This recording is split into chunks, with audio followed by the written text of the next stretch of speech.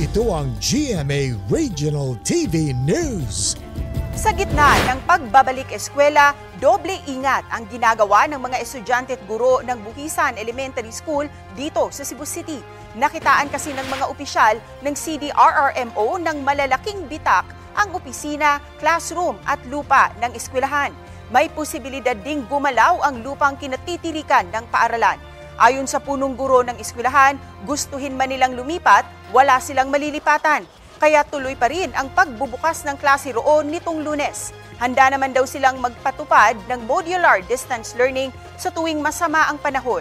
Sa ngayon, nasa mahigit 700 elementary students ang enrolled at mahigit 300 high school students naman ang gumagamit ng paaralan para sa night classes.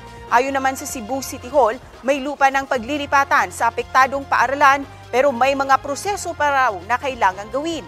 Nakikipag-ugnayan na rin ang DepEd Region 7 sa LGU para mahanapan ng agarang solusyon ang problema.